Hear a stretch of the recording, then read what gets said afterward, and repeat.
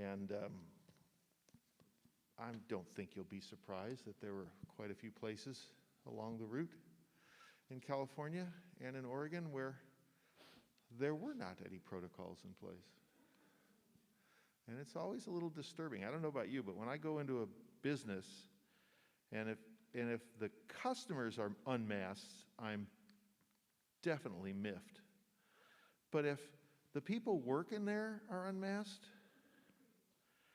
I go back out. I'll find something else.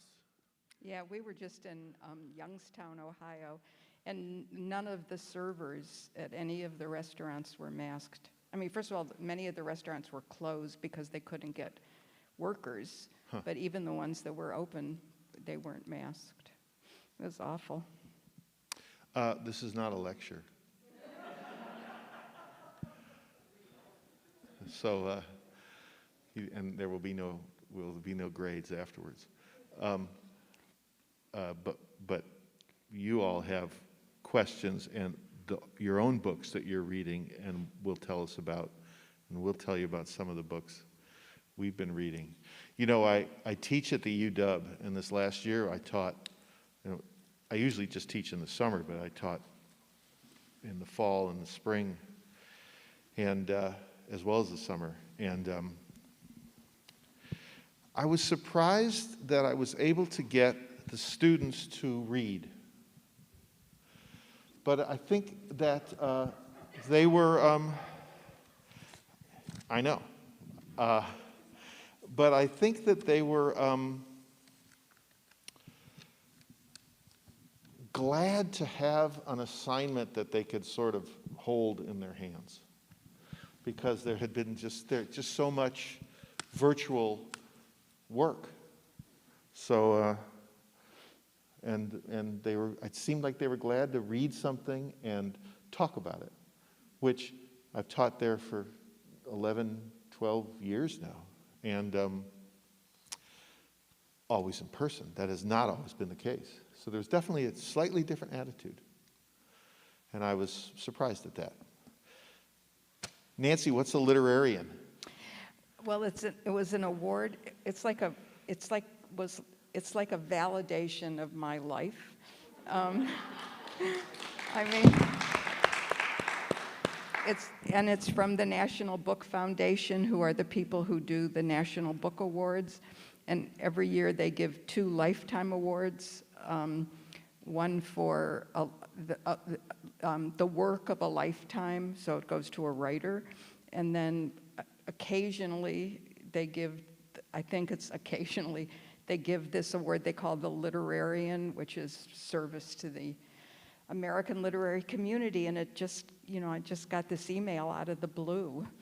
And of course, Ruth Dickey, who was the head of Seattle Arts and Lectures, is now the director, I don't know what they call it there, the director of the National Book Foundation. So she was thrilled that it was somebody from Seattle, someone she knew from Seattle. Well, that's great, right? So, I mean, you feel great about that. I feel like, validated is a great way to feel. Yeah, I mean, it's just about how programs like this and getting together to talk about books and my big fear is that public libraries are in many ways forgetting their traditional role, which has always been bringing people together with books, literacy, running book groups. I mean, they've always seen that as their major contribution to the cities that they're in. And I've always felt that the public library is the heart of the community. But many libraries have kind of moved far away from that traditional role. And I think that, librarians have always done what's needed to be done. When the great migrations of the early 20th century happened, and the people were coming from Russia and Eastern Europe, and then from Asia. It was librarians and libraries who took on literacy and who taught, help those people become Americans. And that was through books and reading. And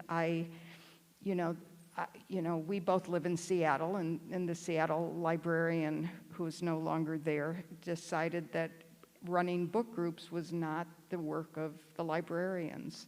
So there are no library-sponsored book groups in the Seattle library system, which just is heartbreaking to me, because book groups are a way of bringing people together. And you can talk about hard issues if you're talking about it in the context of a book. So that's where I am book-wise.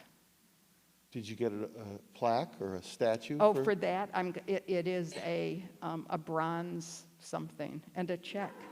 You haven't seen it yet? No, it's November 17th. It was going to be this, every year they have this big, beautiful dinner at the Hotel Cipriani in New York. And, they bring you out there, and, all the publishers pay for these tables and everything, but they had to cancel because of the COVID thing. So it'll still be, and you could watch it online. You could, watch who's won the National Book Awards, and the winning authors, will speak, which is wonderful. Have you seen any? It is wonderful, and that's great that it's going to be live streamed and available. Have you seen any statistics about how people are, how much reading is being done since we entered these times? I haven't seen. I mean, it's more anecdotal. And I was on a podcast really a few months ago in 2020. And one of the people on the podcast was the director of the Miami Public Library, that fine state of Florida.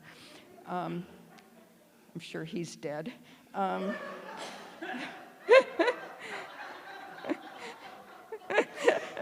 No, he was great. But they kept their library open. Their libraries may be closed for 2 weeks, a month, whatever. Really? And they kept their libraries pretty much open. But he said that the use of downloads, through Libby, through Overdrive, the use of people downloading from the library exploded. It was like millions of downloads. It makes sense. It totally makes sense. How about you folks? Do you find yourself having read more the last 2 years? But did you find, like I found that, and many people have said this to me, that my reading changed a lot. Like for the first 8 or 10 months, I had really a lot of trouble reading at all. Well, for all of Trump's presidency, I had trouble reading. But then I have had a lot of trouble reading anything too depressing. Have you had any of that? That the world is so difficult now that I find myself reading a lot of mysteries. I've been doing a lot of rereading of old favorites. Yeah. It just, sort of trying to get all the comfort that you could get from that. Yeah, well, that's what I've been doing. Yeah. I felt that way. Right. I've been searching for books that are funny. Yeah. And there's, there are many out there, but there are a lot that aren't funny that are purported to be funny. But I think I told you this already. I ended up on I'm still on it. I'm going through it the second time, of P.G. Wodehouse. Right. Because his plots are ridiculous, but his characters are endearing, but his language and the way he talks about people and the way he uses really sentences, nouns, and verbs, that they're just the structures of them, and his best books are so great that I just sort of am immersed in that. And the color of the language is what I've just enjoyed so much. Yeah. I mean, that's why I liked 1,000 Autumns of Jacob de Zoet. Rhymes with Zoot Suit. That's why I heard him say one time. Because just the writing itself, just the construction of the sentences are just so great to read. And I think that's part of what you're saying, right? You're kind of getting down to the granular level of things that give us pleasure. So when you remember Zoot Suit to pronounce that, I've never forgotten Michael Chabon, Chabon, and his name is, people pronounce it all sorts of weird ways, Chabon and things like that. And he says the way to remember his name is Shea Stadium and Bon Jovi, or Bon Jovi. Bon Jovi, I guess. Yeah. That's great. Yeah. I have had to read. I'll just say this quick. I have had to read some serious books for this podcast that I do with Pound Hall, and because we were talking about this when we were coming over here. There was the one these are not my pleasure books, right? These are assignments, though I get to choose somewhat. But there was one that is called After 100 Winters in Search of Reconciliation on America's Stolen Lands. So this professor out of the University of Nebraska has written this history of, not of what the settlers, as she calls them, did to the indigenous peoples, though that is a huge part of the book, but it's about what tribal peoples around the world, around the country, and some of the settler community, I'm using her language, are doing to bring about small, in some cases, very small acts of justice. So she starts and ends the book with these farmers who give, I think, 10 acres to this tribe. And this is in Oklahoma, by the way, is where it's set. Your stomping grounds. My old stomping grounds. And where this one family gave 10 acres of their huge farm back to the tribe to plant varieties of corn that had not been planted in that land for 100 years. So it was stories like that. So though it's a hard story to read, it's this sense of hope that runs through the book that fits with the times, I guess is what I'm saying. Well, I actually brought a list of books that I'm going to talk about at Whatcom Literacy Breakfast over Zoom. But I'm going to leave it with Joe, and maybe he can make copies, or you all can, sort of recommended books. I thought you might like that, and it's a really diverse list of old books and new books and one book of poetry. Oh, who's the poet? The poet is a writer named Jericho Brown. Has anybody heard of him? The book is called Hero, and it won the Pulitzer Prize. It's published by Copper Canyon Press up in Port Townsend. And could I just read this one poem? Please, yeah. So this will give you a sense of the strength of his writing. She never knew one of us from another, so my brothers and I grew up fighting over our mother's mind like sun-colored suitors in a Greek myth. We were willing to do evil. We kept chocolate around our mouths. The last of her mother's lot, she cried at funerals, cried when she whipped me. She whipped me daily. I am most interested in people who declare gratitude for their childhood beatings.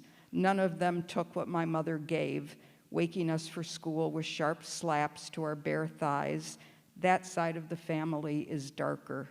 I should be grateful, so I will be.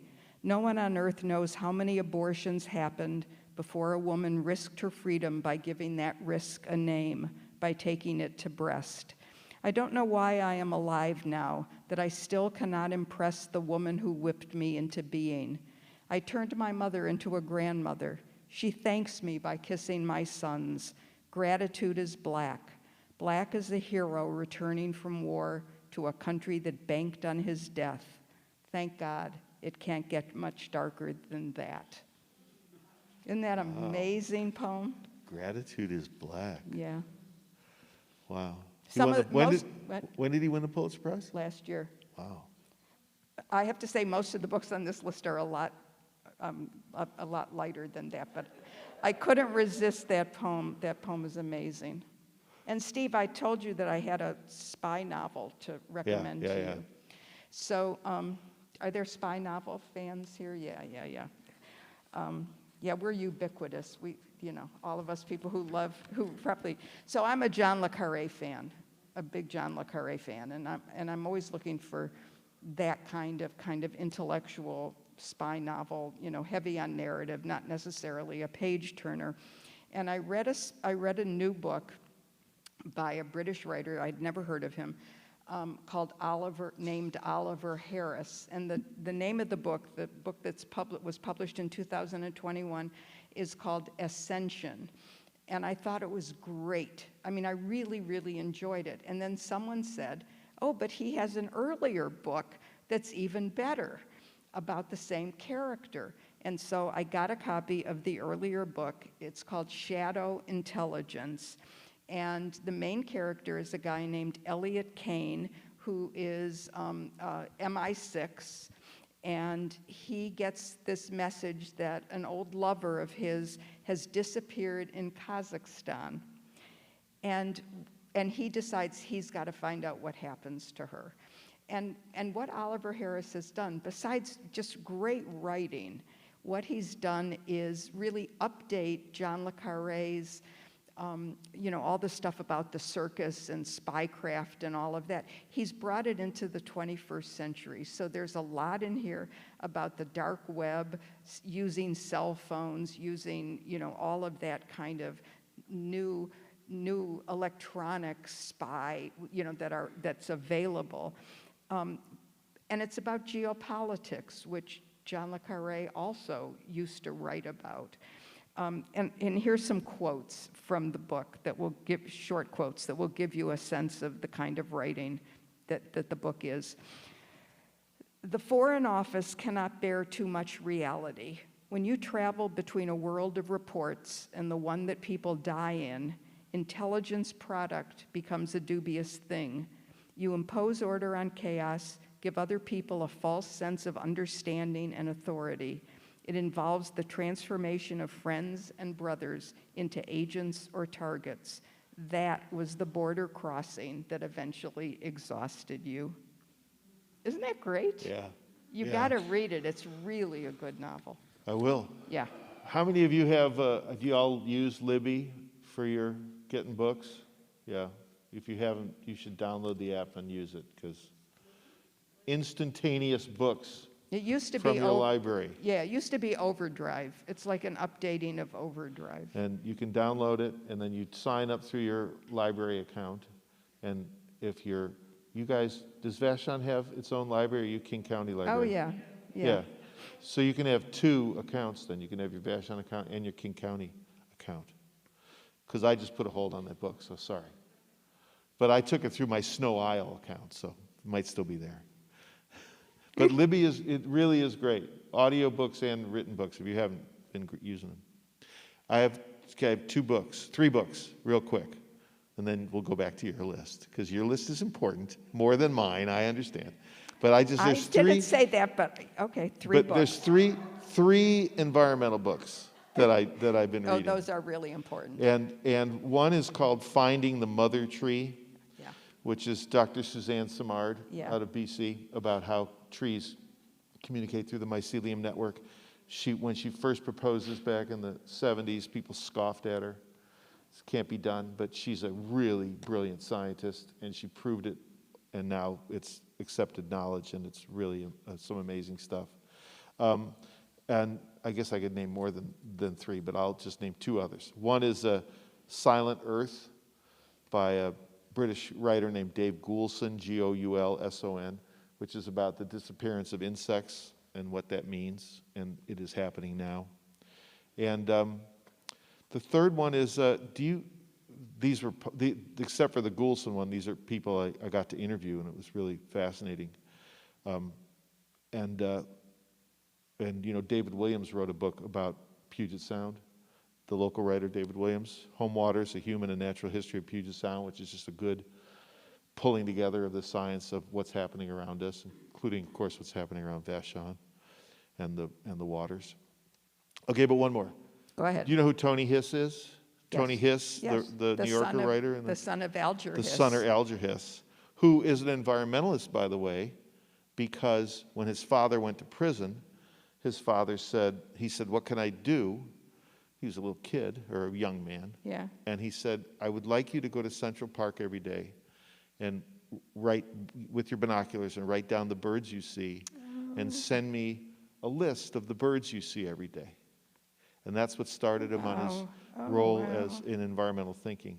And he wrote a book called Rescuing the Planet, protecting half the land to heal the earth. And it's about this drive that's going on now that was started by native Aboriginal Canadians up in the far north and the idea is, and Biden actually took it up recently, which is to preserve half of what's left untouched and isn't preserved. And by preserving that half of the planet, will create the wells of resiliency as climate change, devours much of the planet.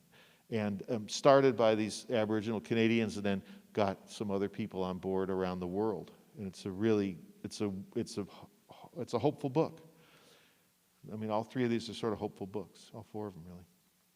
Well, not the Silent Earth. That's not hopeful. That's about how there'll be no bugs. That's not hopeful. But a really well-researched, well-documented book. That's all I wanted to say. Okay. I just wanted to get that out there. I think those books are worth reading. I want more people to be able to read them. Okay. Well, now I feel like my books are insignificant. We started with books that are funny. I could give you P.G. Wodehouse titles up the yazoo. They would talk about insignificant. Yeah. All right. I'll try to rise above that. Okay, another book. It's a first novel. It's written by an Irish writer named Ronan Hessian, and I do believe King County has it. It was the choice of Dublin's One Book, One City book this year. And they asked me, because of my association with the program at Seattle, to interview Ronan Hessian.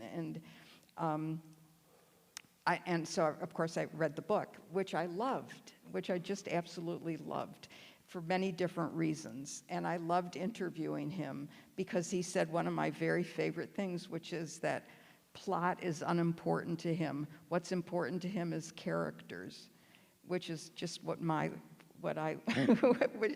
thought, oh my God, that's so perfect for me. Anyway, so the book is called Leonard and Hungry Paul. And one of the great things about the book is that he never explains why Hungry Paul is called Hungry Paul. You just accept that that's his name. Ronan Hessian, in a different part of his life, is actually a singer and a songwriter, and you could listen to some of his songs on YouTube. He's known as Mumblin' Deaf Row. What? Mumblin' Deaf, D-E-A-F, Row, like for Ronan. Some of you might have read that nonfiction book a few years ago called Quiet by Susan Cain. Being an introvert in a world of talkers. And this is almost taking that book Quiet and turning it into fiction, because both Leonard and Hungry Paul are men they're in their 30s, neither one is married. They both live with their parents, and they are quiet men living quiet lives in this very busy world. So as the book goes on, various things happen, but it's not a book that you're going to read because plot is important to you, but rather because you're kind of intrigued with these two men. And here's a quote. This will give you an idea of the writing in this book. Leonard was raised by his mother alone with cheerfully concealed difficulty, his father having died tragically during childbirth. Though she was not by nature the soldiering type, she taught him to look at life as a daisy chain of small events, each of which could be made manageable in its own way. She was a person for whom kindness was a very ordinary thing, who believed that the only acceptable excuse for not having a bird feeder in the back garden was that you had one in the front garden. Now, one of the other things that happen in this book is that Hungry Paul, you know, when you're writing an email to somebody, and sometimes you're just not sure how to sign it. You know, do you say yours, or do you say, you know, best wishes, or, you know, for a while I was saying, you know, stay safe and well, and, you know, all of that. So one of the companies in the book, one of the companies has a contest for people to make up what the last line, the best last line for every email. And Hungry Paul enters that contest. And I'm not giving anything away because it's not that kind of a book. But but I'm really tempted to adopt Hungry Paul's idea, which is that the last line in every email should be, "You may wish to note the above." Isn't that fun? That's great. Yeah. Makes you reread the email. That's very good. Right, yes. So I've had plenty of emails returned to me where I go, "Oh, you didn't read this email at all." Right. Yeah. So anyway, yes. So maybe we should have some questions or comments from the audience. Or do you have some more? One thing, because, you know, I do like the graphic novel and cartoons and comics. And I just finished a book by Cullen Murphy, who is the editor of Vanity Fair. He wrote a biography of his father, John Cullen Murphy, was the artist for Prince Valiant for 20-odd years. A book called Cartoon County, because all the cartoonists, it turns out, in the 50s, came back from the war and ended up living in that little Westchester County, I think, in Connecticut, so they could get down to New York on Wednesday to show all their stuff if they were gag cartoonists. Though the special New Yorker cartoonists could come down on Tuesday and have a private showing, but everybody else had to go out on Wednesday and show their stuff. And he actually, it's a wonderful book as a memoir, because it turns out that the way cartoonists capture emotion and faces is they would, in the 50s, when the pictures started coming out, and then later Polaroid started coming out, is they would dress up, like, imagine Prince Valiant with the kinds of hats they had and the swords they had and the capes they had. Well, he would have his kids and his wife, and he sometimes, John Cullen Murphy, would dress up and take poses, and then he'd take pictures, and then he'd stare he would show me grief, show me humor. He said that one time he sent into his father, he said, this character should be able to show a little bit of anger, but also a desire to laugh at that anger. And his father wrote back and said, just have him be funny. Just have him be laughing. It's too complicated. But he told this whole story about these cartoonists working together, and it was just a wonderful book, which brought me back to wanting to look at graphic novels again, because comic strips and cartoons, they've sort of lost their power that they had in our culture, but graphic novels have really taken over that power and influence. And there's a guy named Guy Delisle, Delisle, Guy Delisle. He's Canadian, and he has written all these different long graphic novels about. I just finished one that he wrote in 2011 called Jerusalem, where he lived in Jerusalem for a year with his wife, who's a doctor for Doctors Without Borders. But he lived in Burma for a year with his kids, his babies. He went to Shenzhen in China, and he went to Pyongyang in North Korea. As a Canadian, he gets a little more freedom to travel. And these are wonderful graphic novels, and they're dense with politics, but also there's a lot of humor in them. Okay, I just wanted to say that. I just gave my ad for those things because they're great. Okay, there's wireless mics. There and there. So you know what Nancy, as you know, is really great at? Is you're going to say, oh, I read this book. And then Nancy's going to go, well, if you read that book, here's the 5 other books you should read. But So that's where we're going. I'll So limit myself. weigh in, Weigh in. or we'll just point at you. Yeah. Guys, thank you for coming out to Vashon, first of all. My name's Phil Clapham. I actually write a local column on books for the local newspaper here, the Beachcomber. It's called the Desert Island Bookworm. And it was sort of predicated initially on this question that I'm sure you've often heard, which is, if you could take 3 books to a desert island, what would you take? And I'm really curious to put you on the spot and ask you what you guys would say. Thank you. Oh, I say put Nancy on the spot for that, because I could never answer that question. all right. I think so- it's great you asked it, but when I would talk to authors, and if I tried to ask that question, they would usually stand up and walk out. No, they wouldn't do that, but it was very hard to get a good answer. It is. It's impossible. So I think I would take the 3 volumes of The Lord of the Rings. And so would you? Yeah. Oh, good. Oh, good. I think I might take like the Oxford Book of Poetry, the most recent. Oh, good. Okay, so this is going to take my average way down. The third one is really hard, but God,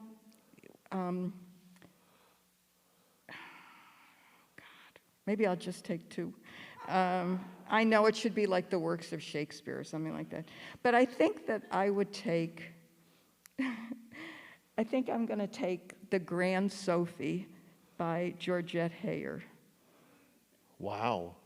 I You love pulled that one out of obscurity. Why Well, that it was one? between that and Lonesome Dove, believe it or not. Yeah. So The Grand Sophie, Georgette Heyer is mid-century, and I've mid-century British and mid-20th century, and it seems to me I've spent the last 2 years in the mid-century Britain. I have to say, there's a wonderful publishing company called Dean Street Press. And are you familiar with them? Yeah, and they work, and they work with this guy, a sort of sub-publishing company within Dean Street Press called the Furrowed Middlebrow Press. And that is like the best name ever. And that I feel like I am a furrowed middlebrow reader.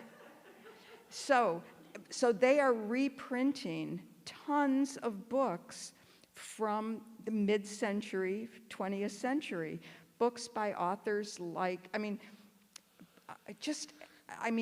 need to get King County. I've given up on Seattle Public, but you need to get King County to get all of the books that they published, because you will have such good reading. Mystery writers that you've never heard, mystery writers that I have never heard of, but that are these kind of classic mysteries. Writers like Marjorie Sharp, who wrote, if you know that name, you might remember her. She wrote The Rescuers and that whole series. But she also wrote a whole series of a whole bunch of adult novels. Her first novel was published in 1930 called Rhododendron Pie. And it's about a young woman who kind of rebels from her kind of bohemian family. And, for every birthday that the kids have, the mother makes a pie from flowers, like rhododendron pie. And all Anne really, really wants is like an apple pie for her birthday. And, it's about the 1930s, and, this is pre-war. Another writer that they've done a bunch of books is Angela Thirkel. Now, a lot of you probably might have read Angela Thirkel, another British writer who wrote in the 30s, 40s, and 50s, but don't read the 50s, the books published in the 50s. And the book of Angela Thirkel's to read, I think, to start with, is called August Folly. But Angela Thirkel, you know how all of Trollope's novels are set in Barsetshire, the Barsetshire Chronicles and all that? Well, Angela Thirkel set all of her books in Barsetshire too. And I just have to read you just a thing that they're very funny. They're just a delight, and I just have to find. I mean, they're kind of madcap. I mean, first of all, it's Britain after World War I and before World War II. You see World War II on the horizon, and her later books are set after the war, so you see the effects of rationing and, but yeah, so here's the books are set in Barsetshire. So this is like a description.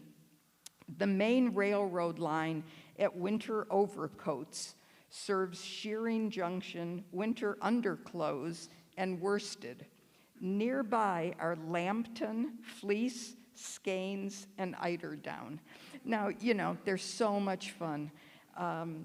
Anyway, so Dean Street Press, I mean, you can't go, I feel like you can't go wrong on some of those. If you just want like quiet books that, that are portraying a world that's long ago and pretty much lost. Yeah, you know how there's the category of mysteries that are out now called cozy mysteries? Yes. Yep. Is that what those would be? Yes, except they're Better written? No? Yes, I think they're better. I think they're probably better written. Written better. I guess Written better. my you can usually tell a cozy mystery because the title. I mean, people who write cozy mysteries are so good at titles, and the titles are always puns, plays on words. What am I? Yeah, I'm just trying to think of. Oh my gosh. Well, there's a whole bunch that are based on like food or books club, right. bookstores. I know those. Yes, animals, things like that. That's right. Yeah, and I'm not a big fan of cozy mysteries. But you like strangely enough. these, so there's a difference between these ones you're speaking Yeah, of. well, I'm a big Anglophile, so pretty much all of these books I would buy if I had enough money. And the covers are great. I mean, we're not supposed to judge a book by its cover, but we do. I mean, that's why we pick a book up usually, if nobody's. I mean, the books I read are, somebody recommends a book or something like that. But if I'm just browsing, which I haven't been because I haven't gone into the stores, but if I'm just browsing or the libraries, then it's the cover that draws you to the book, I think. Sure. I mean, it has to. Yeah. Right? Yeah. I can't answer that question. I don't have the depth you folks have. I'd get 3 really big books because it's a desert island. Probably wouldn't have a lot of fuel for my, so I'd.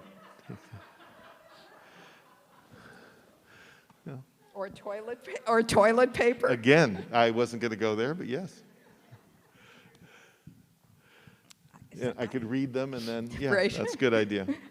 I always go places where other people aren't going. Oh, well. So are there questions? Yeah, they are. No, they won't. They have to hear you in the live stream. And she has to hold it because she's not sure you're not going to run away with that mic. So could you give advice about how to start a book group and what the best... Sometimes it can get difficult in a book group depending on, how do you pick the book? Like, do you decide on like everybody brings their own book and does a book report about it, or everybody reads the same book? And so anyway, do you have any words of wisdom regarding how to put a book group together? That's all you. Wine. So I think that first of all, as I think I said, I'm a huge believer in book groups. People, I think, make a mistake in thinking that if a book is on the bestseller list, that it'll be good for discussion. And that's very often not the case, because books that are on the bestseller list, by and large, are books in which plot is the dominant feature. And if plot Huh. is, Really? yeah. I mean, that's Yeah. not anecdote there. Right? That's not anecdote there. That's No, that's yeah, interesting. yes. And so if plot is the dominant feature, then there's not going to be a lot to talk about. So what I would recommend for book groups is to pick character-driven novels. And the way that you can, an easy way to tell, this works a lot of the time, an easy way to tell a character-driven novel is to look for a book in which the title is the name of a character or refers to a character. And those are books that, when you're reading about a character, it's going to, the discussion, sort of opens up into, do you agree with what the character did? That kind of question. Some really good books for discussion. One is Russell Banks' book, The Sweet Hereafter, which is the story of a bus accident, and it's told from 4 different points of view. The bus driver, the father of 2 of the kids who were killed in that accident, a teenager who was on that bus, and the lawyer who comes to town to try to, get people to sue. There's so many questions you can ask about that book, one of which is, why do you think the author, Russell Banks, chose to tell the story that way? He could have told it any way at all. He could have told it from any of those points of view, but he chose to tell it from those 4 points of view. So another problem I think that many book groups have is that you start the discussion by saying, so what did you think of the book? And that's the way I used to start book discussion groups, until one of my students in the information school at UW, when I was teaching there, said, well, that's a terrible way to start it. And then I started thinking about, of course it's a terrible way to start it, because what it does is divides the group into those who loved the book and those who hated the book, so that every other discussion is going to be couched in those terms, like, oh, I loved the book or I hated the book, but. So have that be the last question. The last question of the evening should be, what did you think of the book? And what you'll find is that people would say, oh, I loved this book, but then then hearing most likely what they'll say is, some people will say, I didn't finish the book, but after you talked about it, it made, I'm going to go back and read it. Or, I've been in groups where people have said, I really didn't like this book, but hearing you all talk about it made me want to go back and see maybe I was missing something. So begin the book discussion, I would say, by asking a question like, what does the title mean? Okay? Because the title is so important, and it's often a negotiation between the author and the editor, right? Oh God, what's his name? Angle of Repose. Wallace Stegner. Yeah, so Wallace Stegner novel Angle of Repose. I mean, if you said, what does that title mean? Well, you get a lot of really interesting things coming up because of that. Now, I once led a book discussion group with a group of Boeing women engineers. And and I started out the discussion. We had read Angle of Repose, and I said, well, what's the point? Why is it called Angle of Repose? Well, they had the exact engineering, understanding of what an angle of repose was. And so metaphor didn't have a meaning for them. I sort of made the joke that they never metaphor they liked. But it was a really interesting.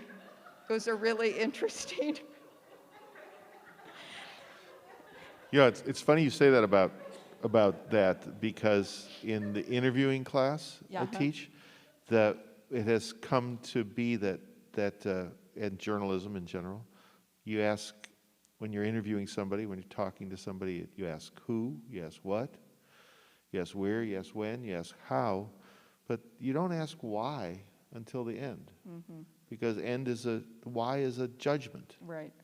And so you keep that, once people have established, this is you're saying, you keep giving people opportunities to expand and to think, Right. and then there's context to the why as well. Right. That's great. Yeah. And I have a list of, character-driven novels, mostly older titles, that I'm happy to send. My email is just nancy@nancypearl.com. I'm happy to send it out.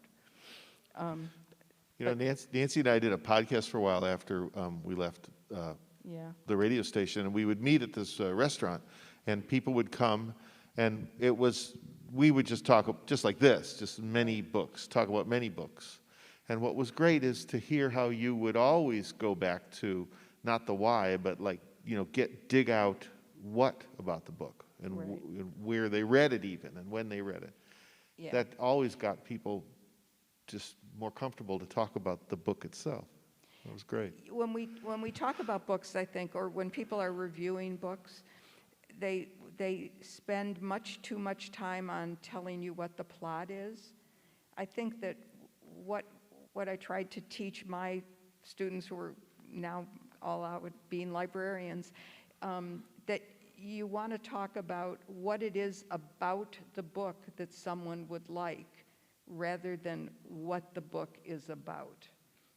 What it is about the book that someone would like. And when I'm doing book talking for Whatcom Literacy Breakfast or whatever, the plot is so unimportant. You can dispense with the plot and saying it's a spy novel that's very fast moving.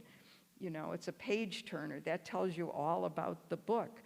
But that's really, and there are people who would want to read it, of course, because that's what they're looking for. But you want, what I'm always hungry for in book reviews is what it is about the book that I would like, which is usually if it's talking about the characters and the writing, the beautiful writing. That's really good. That's a good way to frame it. I appreciate that. Other folks had questions. Oh, She's holding it. Okay, that's fine. I'm interested, I have two things. Number one, are either of you a John Irving fan? Because I think he writes the most interesting stories, and I think the characters are just fascinating. I haven't read him in a long time. I guess I should get back to him. Oh my gosh, yeah. You? Yeah, I think the last one, I don't think I've read his last two novels, but I'm a huge fan, and I interviewed him for the Seattle Channel program, and I think they put all of those, even those old ones, online, and you could watch this because it started out, first of all, he knew it was television, but he came on wearing like a, sweat jacket and sweatpants, and he was really not into the interview at all. Like he really, he just wasn't it was like, he answered sort of lackadaisically or whatever. And then I asked him, then it became clear that I had really read those books and loved them, those early 5 or 6 novels up to A Widow for One Year. A Widow for 1 Year. Up to that time, I think I loved every one of those books. And I remember there's a scene in that I believe is in A Widow for 1 Year where when you're going to turn left, you're driving and you're going to turn left. You shouldn't turn your wheel left while you're waiting at the light, because then if a car comes and hits you, it's going to knock the car into the other thing. And that's a scene, something happens in A Widow for 1 Year, right? I think it's in that book. And so I said, that I've never forgotten that scene to him. And he said, oh, it was a policeman who told him that, gave him the information about that. And John Irving's early books, World According to Garp. Cider House Rules. And yeah, all of those early ones are perfect for book groups. Oh, now it makes me want to go back Well, and read them. The one I'm reading right now, is called The Avenue of Mysteries. And I thought, I've read probably 10 or 12 of his novels, but this is just one that is just, it's just like classic John Irving. So I would, if anyone likes his books, I would recommend it. My other question is, at first a statement. There's a lot of hype about a movie that's going to be released called Passing, about two women of color that one passes as white and the other one does not, written in 1929, and I'm thinking about reading it. But I've just read a book called The Vanishing Half about two sisters, and I'm thinking, well, this sounds very familiar to me. I wondered if you have read that one and what you think of that. Yeah. Thank you. Nella Larson, who wrote Passing, there's nothing new under the sun, right? So The Vanishing Half is a different take on the same theme. But I think that Nella Larson's book, Passing, is an important book, part of the Harlem Renaissance. She was a Harlem Renaissance writer, and I think that would be really, really worthwhile to read. But I want to talk more about John Irving now. So John Irving wrote 2 or 3 books before The World According to Garp came out. 158-Pound Marriage, I think, is one, and which is a wonderful title. Isn't that a wonderful? That's a great title. And then 2 other ones. And when I read those books, I always thought that those were his trial books, because all the themes that come together in Garp are explored in those 3 earlier books. And so, like I said, I always say the wrong thing. I'm always saying things that So I said to John Irving, it's always seemed to me that those 3 books were your trying out things before you wrote Garp. And he said, I wouldn't take that question from anyone but you. Because you had read his books? Because I had read his books and because I was right. That was so clear. Wow. It was totally What are the clear. other ones? The Water Method Man? Oh, The Water Method Man. Oh my God, that's such a good book. Wow. Yeah. Setting Free the Bears? Oh, and Setting Free the Bears. So if you've read John Irving, he's obsessed with relationships. He's obsessed. There's bears in all of his books. And those 3 books were perfect. That's what made Garp so wonderful. And Garp is a wonderful, wonderful Were they book. good books too? Or were they? They were interesting books. That's what you read first because they came out first. Yeah. They're not great. They're not great books, I would say. What's a later great John Irving book? Oh, A Widow for 1 Year is a great John Irving book. That's 1998, though. Well, that's recently. when I stopped reading him. Oh, I see. Well, I don't know what I think about that. So here's another wonderful book, a nonfiction book. If you're a fan of Terry Tempest Williams' book, Refuge, do you remember that book it's a memoir about the Great Salt Lake, her family's, the women in her family, breast cancer sort of going down through the generations, but it's just really and beautifully written. Terry Tempest Williams writes wonderful, wonderful nature and about the Great Salt Lake. So there's a newish book by a young writer named Kendra Atlee-Work, A-T-L-E-E Work, Atlee-Work. Now you might say, like I said, wow, that is a really unusual last name. Well, it turns out that she explains in the book that her parents combined their last names. So one was Atlee and the other was Work. It's called Miracle Country, and it's set in Bishop, California. Do you know Bishop, California is part of the high desert, the Sierras, and that's where she grew up with her, she and her family grew up.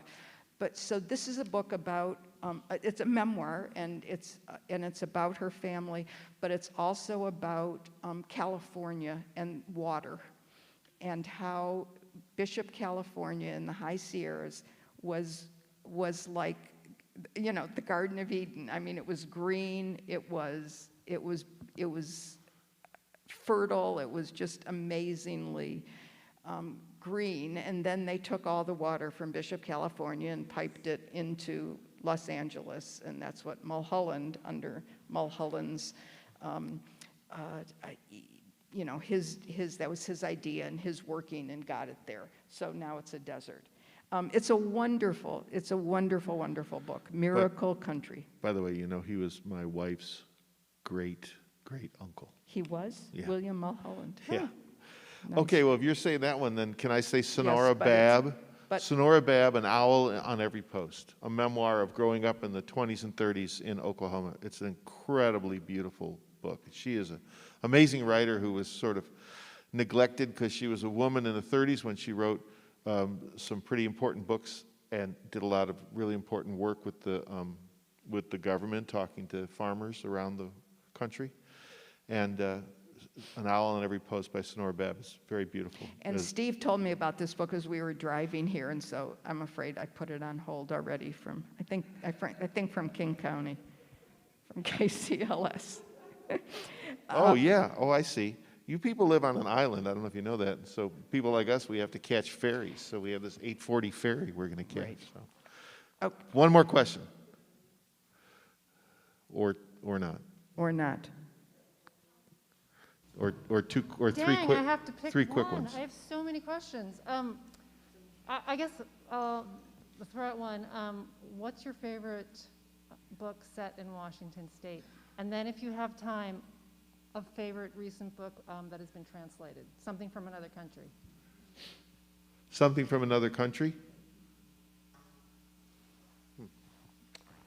You're the literarian.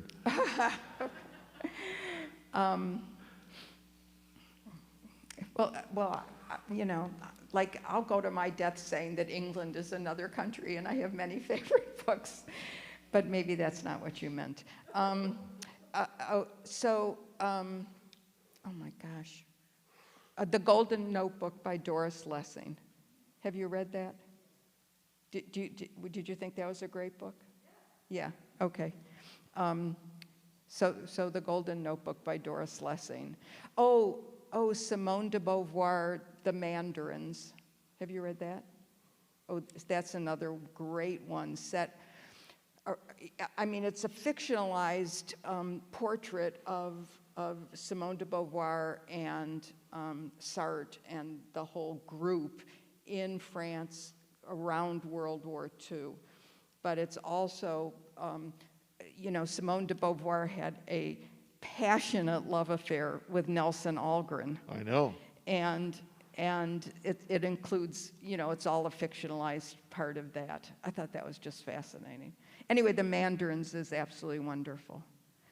She was talking about Nelson Algren because I said I had started Yeah. reading some Nelson Algren, Right. who was a very fascinating, another writer who kind of got neglected because he was such a outspoken communist in the country in the Right. 30s through the 50s, or even up to the 70s. He was still writing a lot. And a recent book that's set in Washington that I would highly recommend is a nonfiction book by Blaine Harden called Murder at the Mission, and it takes on, you know, sort of explores the myth of Narcissa and Marcus Whitman, and is very, very, very readable. And oh gosh, pretty soon we have to go, right? Because I get nervous. Let's see. So, like when I interviewed Blaine Harden, and you could watch that interview if you just Google Nancy Pearl, Blaine Harden, or Blaine Harden Seattle Channel. It's there. But like I was introduced to Narcissa and Marcus Whitman through those orange biographies. Do you remember the, you know, biographies of famous Americans, lives of famous Americans?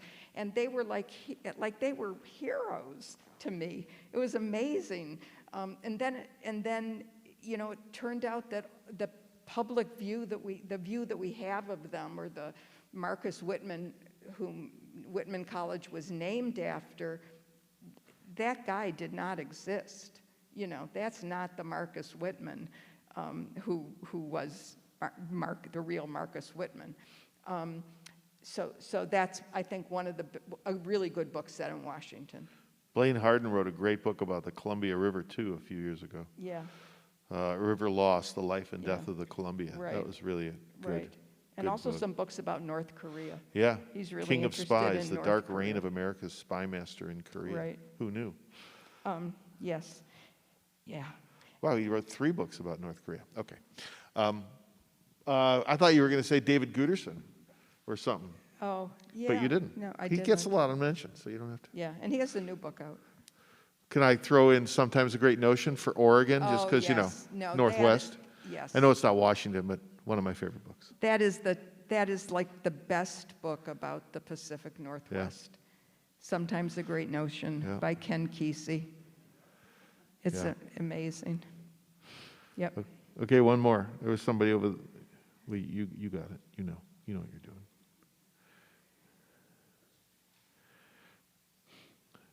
No, she's holding it. Right. It's hard to break that habit. We just did a book in our book club that really, really affected me, and I really loved it, and that is Braiding Sweetgrass. And it was really wonderful, and it's a combination of environment, but it's also a combination of ways that we can do things, and it's empowering, and I really highly recommend that book.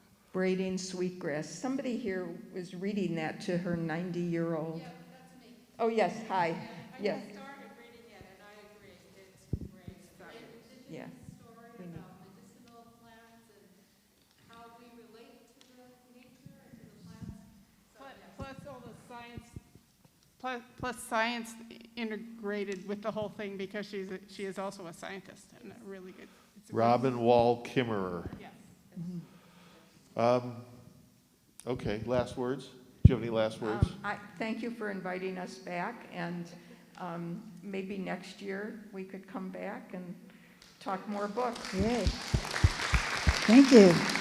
Maybe we won't have to wear our Maybe masks we won't have next to wear year. masks. And you'll share that Oh, I list will through share Joe? this list with Joe. Yes. There are more books on it than I got to talk about, so. Town Hall you guys do great work. Town Hall does great work on interviewing the authors that they bring, and since the last 2 years have been authors that they don't bring, there are many interviews with new books, many interviews with authors of new books Right. that are worth checking out. Not just interviews from me, but interviews from many people, and a podcast called In the Moment. There's another great way to hear what authors have to say about books. And I also just want to say, once again, what a beautiful building this is, and how fortunate you are to have this as a home for the arts.